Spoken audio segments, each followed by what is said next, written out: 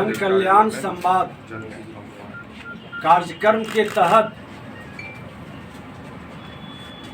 मुख्यमंत्री जी का सोमवार को संवाद और उप मुख्यमंत्री का मंगलवार को संवाद, लेकिन किसी का होता नहीं है समाधान। ये संवाद भी लोगों को सही ढंग से मिलने का अवसर प्रदान नहीं करता है और ये संवाद के नाम पर सिर्फ खाना पूर्ति की जा रही है।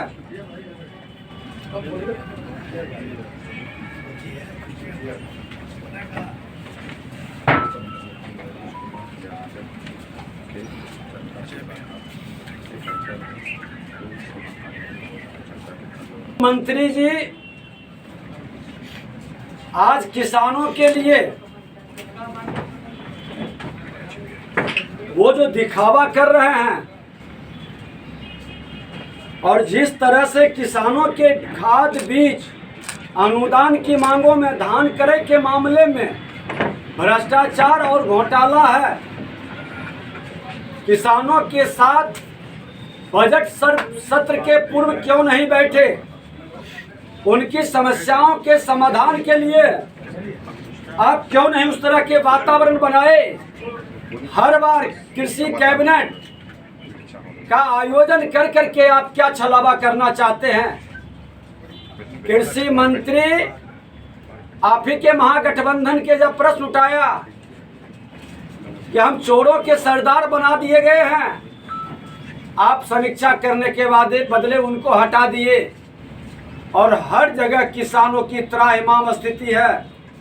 आपके बेलगाम अफसर खुलकर दलाल और बिचौलियों के माध्यम से किसान को मिल रहे अनुदान में घोटाला कर रहा है। जनून लोग, लघु सीमांत किसान इससे वंचित हो रहा है। चाहे वो डीजल अनुदान का मामला हो, खाद बीज का मामला हो, धान क्रय का मामला हो, जितनी भी सब्सिडी है, कृषि यंत्र का मामला हो, खुलेआम इस तरह के पहले भी शिकायत आई। आज नए किसानों के लिए जो कृषि कैबिनेट की वातावरण बना रहे हैं और कृषि में सुधार की बात कर रहे हैं, कृषि समागम, किसान समागम लगा रहे हैं, ये पूरी तरह से ढकोसला है, फॉल्स है और लोगों को बरगलाने का खेल है। भारतीय जनता पार्टी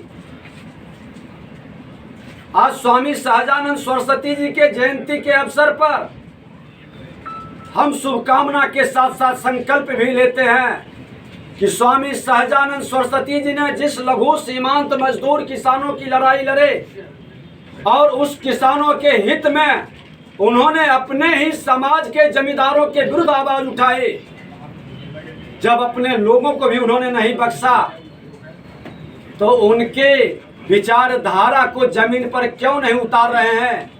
25 तारीख को 25 फरवरी को हमारे गृह मंत्री जी आ रहे हैं बापू सभागार में और किसान, लघु सीमांत मजदूर किसान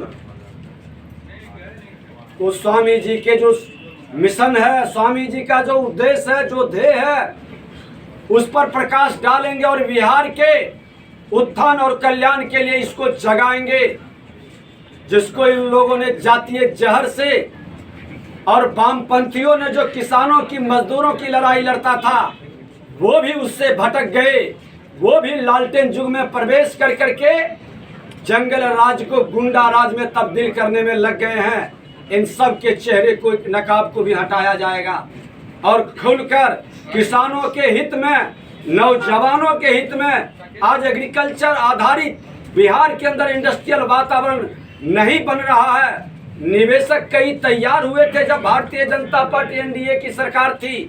इथेनॉल की फैक्ट्री कई जगह लगाने की व्यवस्था बनाया गया था, लेकिन आज वो ठहर गया, निवेशक रुक गया, क्योंकि बिहार के अंदर कानून व्यवस्था बद से बदतर हो गई।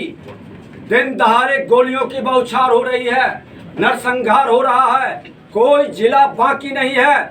कल तो हम लोग मधुबनी में 2 दलित समुदाय के लोगों को परसों गए थे, मार दिया है। एक का 6 महीना पहले शादी हुआ, वो विधवा औरत रो रही थी, आत्मा कलप रहा था कि धिक्कार है सत्ता में बैठे लोगों को, आज दलितों को, अति पिछड़ों की खुलकर हत्याएं हो रही है और हत्या करने वाले सत्ता संरक्षित पोषित उन्हीं के लोग हैं। खुल करके मुख्यमंत्री क्यों नहीं एक्शन लेते हैं? धृतराष्ट्र की भूमिका में क्यों बैठे हैं? कुर्सी के लिए इतना जेठली के अंदर घटना घटा है, बाढ़ के अंदर एक वार्ड पार्षद को मार दिया, समस्तीपुर के अंदर 2-2 लोगों को गोली मार दिया। कल हम समस्तीपुर भी जा रहे हैं। मुजफ्फरपुर में तो हद ही हो गया कि सरकार के कैबिनेट मिनिस्टर इजराइल मंसूरी ने खुल करके माफियागिरी शुरू कर दिया और वहां के छाई एनटीपीसी के छाई में अपना आधिपत्य जमाने के लिए, वहां के गरीबों को डराने के लिए एक लोगों की, एक साहनी समाज के, राहुल साहनी शायद नाम है, उस बच्चे की हत्या कर दिया। उसका नाम जब डाला गया एफआईआर में तो प्रशासन के लोग एफआईआर ही बदलने का पूरा प्रयास किया है। कल मैं